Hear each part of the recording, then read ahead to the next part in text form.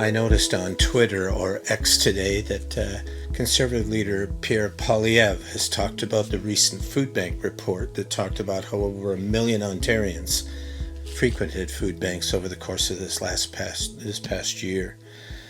And the conclusion he drew was, the Liberals and the NDP coalition it's their fault. They've been together, for 5 years, and they've allowed all of this to happen. And I think for all of us who are in food banking at all, or even helping people who have been disadvantaged or people who are living on the margins, that's a pretty hard thing to take. It's the easiest thing to do. We see it south of the border and we see it elsewhere. But I think we all have to realize that this has been a cumulative mistake over many governments over a long period of time. Let me give you something of an example. Food banks were first started in the mid-1980s when Brian Mulroney was Prime Minister. It's a long time ago. Then John Chrétien became Prime Minister and food bank use went up. Paul Martin became the next Prime Minister and food bank use went up even higher. And then came Stephen Harper, who had a number of years in Parliament, and one of his key people was Pierre Poilievre. And during those years, food bank use went up almost 40% during that time that the Conservatives were in power. And then, of course, now we have Justin Trudeau and the Liberals, and food bank use has gone up again. So over that cumulative period of time, food banks are getting closer and closer and closer to the point where they're not going to be able to meet the demand because the demands are so great. It's amazing, the Food Banks Canada had a hunger count report that it put out in 2014. So this was near the end of the Conservative and Stephen Harper's reign as the government of Canada. And it concluded that there were 841,191 people that frequented food banks in that past year. So that was 2014. 10 years later, now 2024, 1.2 million Ontarians have gone to food banks. It continues to get worse. And during that time when the Harper government was there, many groups were asked them to put in certain programs that would help these people who really needed help.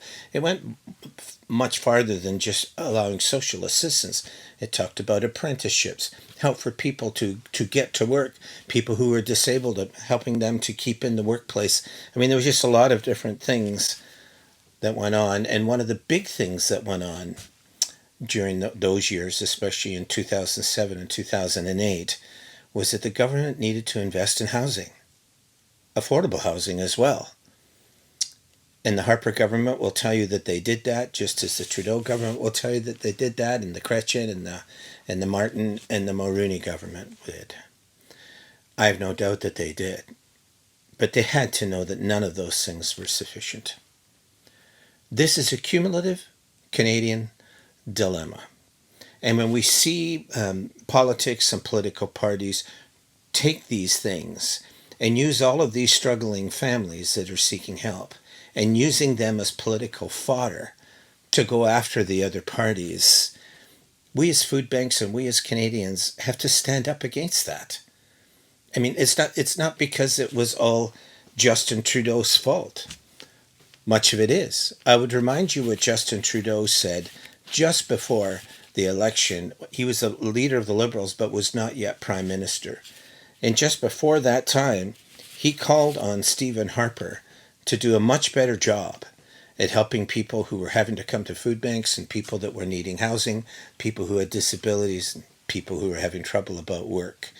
He called them in similar kind of language. Everybody does it. It happens all the time.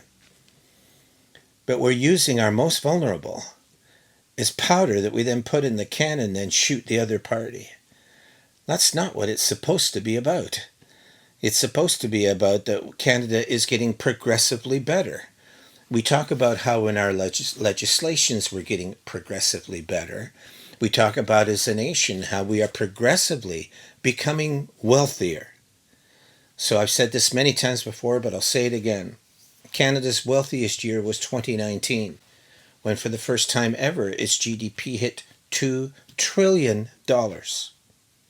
So, yes, there has been social legislation passed that was progressive and opened the doors to many communities. Yes, the economy has grown, and many of Canada's wealthiest people are far wealthier than they were just a decade ago. But for the middle class or for the people that are struggling, those things aren't the case. Things are not developing. They cannot afford housing. And now we know they're having trouble affording food. They're having trouble just getting by in this country, even though things are supposedly getting better. Well, they are not. And the fact they are not is not the fault of any one particular government or one particular leader. It's all about the idea of progressing so that even our economies themselves become something which helps the average Canadian do better and get on with their lives and are able to feed their kids. Look, I was an MP for a number of years. I know you know that. And this was during the time that Stephen Harper was Prime Minister. Now, this was in 2006 until 2011.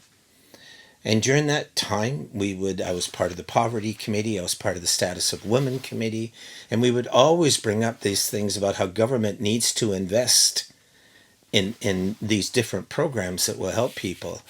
But we were also very much aware that when our own party was in power, we really didn't do that either. So we too use that as political fodder. Now, I did my best not to do that because from being in food banks now for my 39th year now, I understood that it was a cumulative problem and it was all the way across the board, and it wasn't just a federal problem and their lack of action, it was also at the provincial level. But during that time I was there, I would sit in the House of Commons and I would look over at Pierre Poilievre, and he would voice things that could sometimes be highly controversial. And I never had a harsh word with him. He never did with me either. We would sometimes see one another on the bus in the way back to Parliament. Our offices were in the same building close by with one another. We disagreed probably on just about everything. At the same time, I really felt that there was no answer and no solution to me getting up and speaking at a press conference about how terrible the Conservatives were or how terrible Pierre Poilievre was. Because we all had mud in our hands. We all had stains from the past where we did not do what we said that we would do. Food bank use soared during the Harper years. And it's soaring again now due to the Trudeau years. It got going during the Mulroney years, and it really picked up steam during the Chrétien and Martin years. This is a really Canadian problem, a cross-party problem. And we have to do something about it. And to Pierre Poilievre, I would just say, look, I knew you. I worked with you. We would talk briefly at times with one another. We didn't know one another all that well. But you must know better than this. If you really care about Canadians, stop using them as this fodder so that you can win power. Somehow we have to develop this ability that what's across Canada, a pan-Canada problem, requires a pan-Canada kind of solution. And for that to happen, political jurisdictions have to work together. So let me put it this way. Do you think that for the millions of kids in Canada, and there are millions of them, that are food insecure, do you think you could put together a package in working with the present government and perhaps even the provincial governments that would get those kids out of poverty?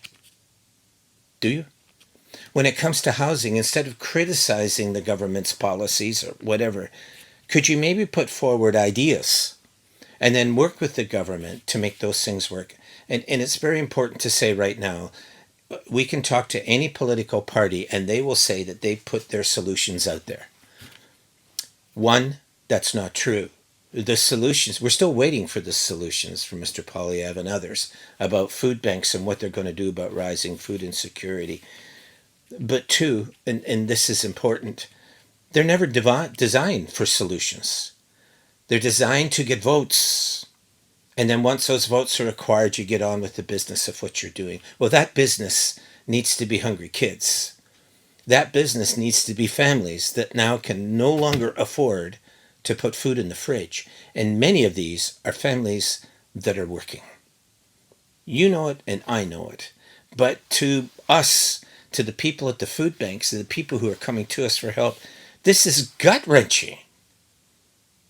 This is the kind of thing that we're watching mushroom like crazy, and we're seeing all of these people, many of them people that we know, many of them people that volunteered or donated to the food bank.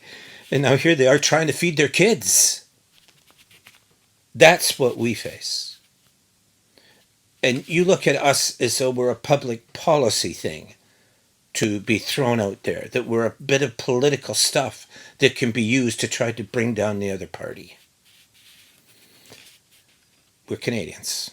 All of us are. We have been well known for our social progressivism and for our fair economics over the decades. That is not true anymore. It was Brian Mulroney that said near the end of his tenure, that the cost of leadership really isn't one of words and having to come up with words. Just lead. And he said that about the environment, but it's true about everything in politics. Just lead. If you really think that the other party doesn't have their act together, stand up in the House of Commons and demand an all-party resolution that we work on this. Now, I would remind you, and I was there when that was done a couple of decades ago, and all of Parliament stood up and said they would end child poverty by the year 2000. You know what the numbers are now. They've mushroomed. They're bigger than ever. So, yes, you could stand up in the House of Commons and say those things. And yes, it might get you some votes, or yes, it might get people calling you hypocrites. But the one thing it won't do is fix the problem. If you're going to stand up in the House of Commons and you're going to do that with the various committees, then do it. Put forward the solutions. And if you're not sure what they are, there are many food bank people that would be glad to come down in Ottawa to talk to you. There are many economists who've been calling for changes in these areas to provide more housing and to provide food for people. There are many farmer groups and others that talk about how can we throw out a third of our food in this country when millions are hungry. You can do it. You can. But the last thing I want to do is get up and look at Twitter and see somebody blaming the government for not acting on poverty, when those people were in government not all that long ago and poverty mushroomed. So, come on, let's just be honest about it. It's a political tool. It looks great. It might work, but it's long in the tooth now. It's been far too long.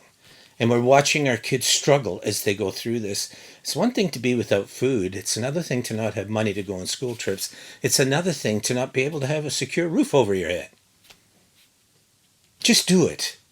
Just do it. The country will thank you if you can show that kind of leadership, that you will work with anybody to help our kids to have full stomachs. You can do that. Now, in the past, that has not happened, and even we as Canadians have sometimes gotten very selfish. We want our taxes so lowered that it cuts into the marrow of our kids' lives. But we're learning. The pandemic has taught us, and in life since, the rising inflation, everything else, has taught us there's a cost to our negligence, and we're paying some of those things now. Mr. Poilievre, just don't. Put out your policies, do whatever you're going to do. But please don't use the people that are coming to food banks. And in London, it's 6,000 families a month and an equivalent amount that we're helping elsewhere. Please don't use them as your tools for trying to gain power. Use them as your proof that you can better their condition. And once that happens, prove it. And you're not going to be able to come up with your own solution. Once you work with all parties to develop this solution, then you will prove that you are a leader. And I say the same to all the leaders of all the parties. But to keep voicing that it's really too bad that we've got so many people that are hungry in this country, and it's their fault, these other parties, is to cheapen the lives and the struggles of those who are trying to make ends meet. Just do it. Please. Just do it.